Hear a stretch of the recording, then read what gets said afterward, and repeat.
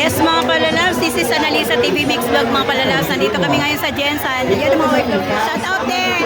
Shout out ko sa akong anak sa Hong Kong, si Kristen Pearl Rosales. Ate, kumusta? Shout out sa taga Kuwait dyan mga palalabs. Punta na yung mga kaunitong pamilya nyo kung sino ang nandito ngayon sa Jensen. Papunta nyo dito sa Oval Plaza. Magbigay lang kayo ng mga requirements nila na passport at saka number nila at ng mga kapwa ko OFW. Kung sino man yung mga pamilya nyo, punta lang kayo dito mga palalabs. Tapos nandito ang ilang office mga palalabs. So, dyan nun yan ilagay, ibigay ang mga ano nila, ang mga number at saka papers na mga requirements nila mga palalabs.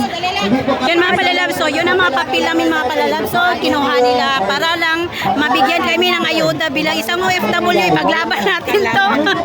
Paglaban natin to mga palalabs. Chance na natin to na makakuha tayo ng ayuda. Kahit maramdaman lang natin na galing sa pinaghirapan natin, mabigyan tayo ng ayuda.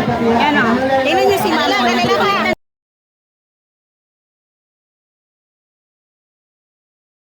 Ng mga papel para sa mga OFW. Yan o. Pagbalong na. Dito lang pasa, ma'am. Sa likod. Parang gawawat sa rin. Masuka ko amo talaga. Barangay, sorry, ma'am. Magkabil na kayo mga palalabs. Dito lang sa General Santos City mga palalabs. Mga OFW, kapwa OFW, kung sino man yung mga pamilya nyo, punta na kayo dito para ibigay nyo yung requirements. Pwede na yung passport with number lang ninyo mga palalabs para siguradong makakuha tayo ng ayuda. This is Analisa TV Mix Vlog mga palalabs. Please follow my YouTube channel. Please like, subscribe, and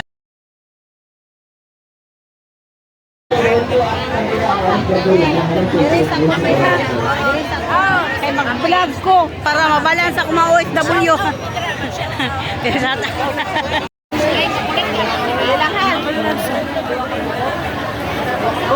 Isa lang kapwa ko OFW yan mga palalabs. Kami lahat dito mga palalabs, mga OFW. Dito nyo ngayon, last day na araw na ngayon mga palalabs dito sa Jensen. Punta na kayo dito mga palalabs, tingnan nyo. Shout out mga palalabs. Mga kapwa OFW. Yan. Yan. Robinson. Robinson ka? Naglasa kahapon. Kapatid ka ng Robinson? Ginagawat niya po na mo ang mga magkuhan ko referral. Pero much better, naka-QR code po kayo mo, wala. Wala mo naka-QR code, tawakon niya po na mo ha. Dali lang, pero nilito tinuod ng 20,000 ha. Parong lang ta. Ate ka na ito.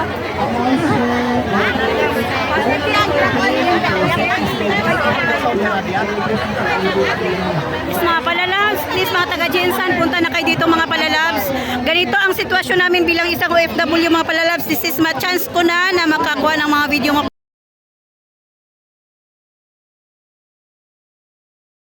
ibang-iba ang sitwasyon natin dito. Tingnan yung mga palalabs. So kawawa naman tayong mga OFW mga palalabs. So yung mga pamilya natin mga palalabs. So ganito talaga ang sitwasyon namin mga palalabs. Dali lang kayo. Makatayo sana ako.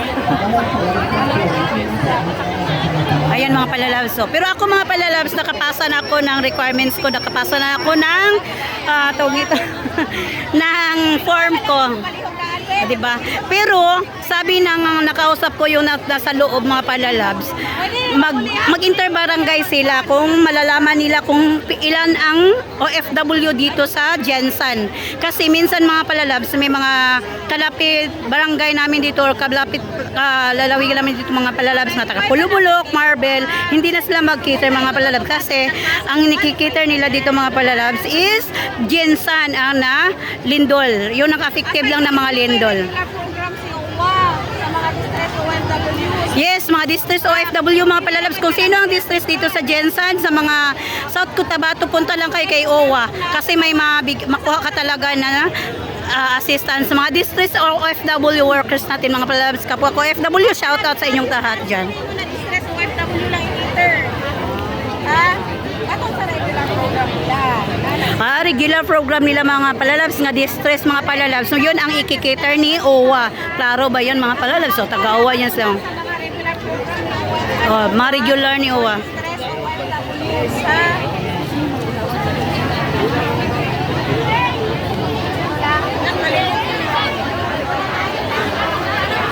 Chance Jensan. Yan, grabe ang Jensan mga palalab. Ang ubal, puno talaga ang ubal mga palalabs.